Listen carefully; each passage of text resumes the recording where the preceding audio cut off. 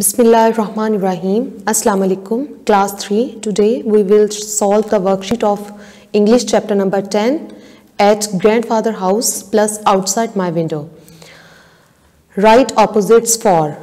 सबसे पहला क्वेश्चन है कि opposites लिखें इन वर्ड्स के. opposite क्या होते हैं? opposite होते हैं किसी भी लफ्ज़ का उलट या उसका मुतज़ाद, उसको opposite कहते हैं. फॉर एग्जाम्पल soft, तो इसका opposite क्या होगा? hard. इसके बाद है word new, old. Then forgot, remembered.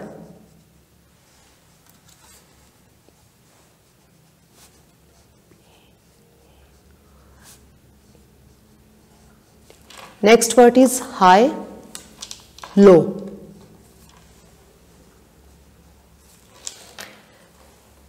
इसके बाद है एड कंजक्शन. कंजक्शन क्या होता है? What is conjunction? A word used to connect a sentence. एक ऐसा लफ्ज जो सेंटेंस को जोड़ने के लिए, उनको कनेक्शन के लिए जो हम वर्ड इस्तेमाल करते हैं उसे कंजक्शन कहते हैं. जैसा कि यहाँ पर फर्स्ट सेंटेंस है, the boy was late dash his sister was on time. अब ये दो अलग अलग सेंटेंसेस हैं, इनको कनेक्ट करने के लिए हम इसके अंदर एक ऐसा वर्ड यूज करेंगे जो कि कंजक्शन कहलाएगा. जैसे कि the boy was late but His sister was on time, यानी लड़का तो लेट था लेकिन उसकी सिस्टर जो थी वो वक्त पर पहुंची थी. They heard dash he was made a minister. यहां पर आ जाएगा they heard that he was made a minister.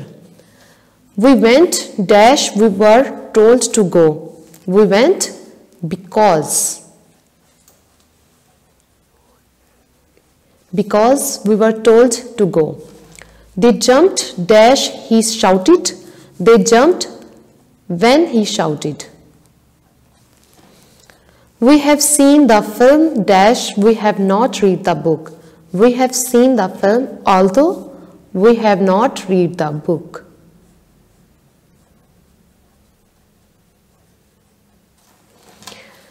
इसके बाद है find the objects.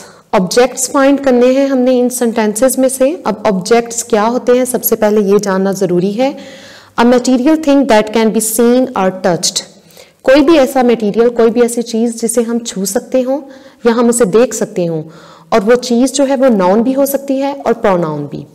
जैसे कि यहाँ पर फर्स्ट सेंटेंस है ईट योर वेजिटेबल्स, यानी अपनी सब्जियां खाओ.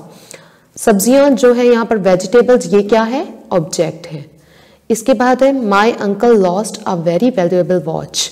मेरे अंकल ने एक बहुत खूबसूरत यानी कीमती घड़ी जो है वो खो दी. तो यहाँ पर वॉच क्या है? वॉच हमारी होगी object. The farmer caught the chicken, यानी जो किसान था उसने मुर्गे को या चिकन को पकड़ा. चिकन इसमें क्या आ जाएगा? Object. The old man built a new house. बूढ़े आदमी ने एक नया घर तामीर किया. तो इसमें हाउस क्या होगा? ऑब्जेक्ट. नेक्स्ट है separate the subject, verb and object. यानी इन सेंटेंसेस में से हमने सब्जेक्ट को, वर्ब को और ऑब्जेक्ट को अलग अलग पॉइंट करना है. सबसे पहले मैं बता दूं कि सब्जेक्ट क्या होता है. What is subject? A subject is a person और थिंग इज बीइंग डिस्कस्ड. यानी कोई भी ऐसा पर्सन जिसके बारे में डिस्कस किया जा रहा हो, उसके बारे में एक्सप्लेनेशन दी जा रही हो या उसको बयान किया जा रहा हो, वो क्या कहलाता है? Subject. Next is verb. Verb क्या है? वर्ब आप सबको पता है, जैसा कि कॉमन चीज है, कोई भी ऐसा फेल, कोई भी ऐसा काम जो हम कर रहे होते हैं उसे वर्ब कहते हैं. जैसे कि इसकी इंग्लिश में हम लोग डेफिनेशन करते हैं, an action word is called verb. यानी आपका उठना, बैठना, सोना. आप स्लीप कर रहे हैं, आप राइड कर रहे हैं, आप रीडिंग कर रहे हैं, जंपिंग कर रहे हैं, तो ये सब के सब काम जो आप कर रहे होंगे वो क्या कहलाएंगे? वर्ब. ऑब्जेक्ट के बारे में हम लोग जैसे कि पहले भी मैं बता चुकी हूँ, कोई भी ऐसा मटेरियल जो कि हम जिसको छू सकते हैं, टच कर सकते हैं, वो ऑब्जेक्ट होता है, और वो नाउन और प्रोनाउन दोनों हो सकते हैं. यहाँ पर फर्स्ट सेंटेंस है the examiner passed the pupil. यानी जो एग्जामिनर था, जिसने इम्तिहान लिए, उसने बच्चों को पास कर दिया. यहाँ पर सब्जेक्ट कौन होगा? जो काम करने वाला है. फॉर एग्जाम्पल जैसे कि द एग्जामिनर, ये क्या होगा? हमारा सब्जेक्ट है. अब एग्जामिनर ने काम कौन सा किया है, कौन सा ऐसा एक्शन है उसने जो प्ले किया है, जैसे कि पास्ट, उसने सब बच्चों को क्या किया? पास कर दिया तो ये हमारे पास आ गया वर्ब। अब हमारे पास ऑब्जेक्ट कौन सा रह गया है, पपिल यानी बच्ची, ये हमारा ऑब्जेक्ट हो जाएगा। नेक्स्ट है his friends visited the city, यहां पर फ्रेंड्स सब्जेक्ट होंगे, विजिटेड वर्ब और सिटी हमारे पास क्या होगा, ऑब्जेक्ट। नेक्स्ट है the artist painted the picture, यहां पर आर्टिस्ट हमारे पास सब्जेक्ट होगा, पेंटेड वर्ब है और पिक्चर ऑब्जेक्ट। नेक्स्ट है a pigeon flew into the classroom, यहां पर पिजन जो है वो हमारे पास सब्जेक्ट है, फ्लू वर्ब और क्लासरूम क्या है, object. Right one word answers for, कि इन वर्ड्स के ये जो हमारे पास सेंटेंसेस दिए गए हैं इनके वन वर्ड आंसर्स हम लोगों ने राइट करने हैं। जैसे कि सबसे पहले है an elderly relative the father of child's father, यानी एक बूढ़ा हमारा रिश्तेदार जो कि हमारे वालिद का वालिद होता है उसको हम क्या कहते हैं, ग्रैंडफादर।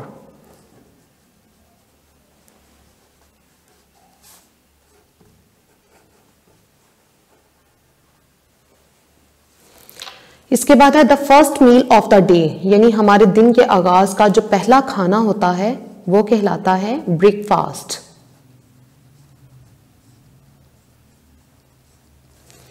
नेक्स्ट है a piece of furniture with door and shelves used for storage, यानी फर्नीचर का कोई भी ऐसा हिस्सा या ऐसी चीज जिसमें दरवाजा लगा होता है और उसके कुछ खाने भी होते हैं, शेल्फ्स होती हैं जिसको हम कुछ चीजें स्टोर करने के लिए इस्तेमाल करते हैं, that will cupboard.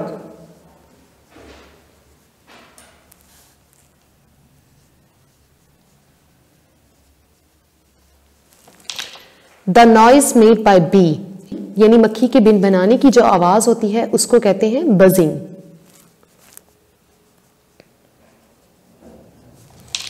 A place where you might see animals, एक ऐसी जगह जहां पर आप जानवर देखते हैं, that will be zoo. A sharp tool with which to shave, एक ऐसा तेज तरीन टूल या कोई चीज जिसके साथ शेविंग की जाती है, दैट इज रेजर।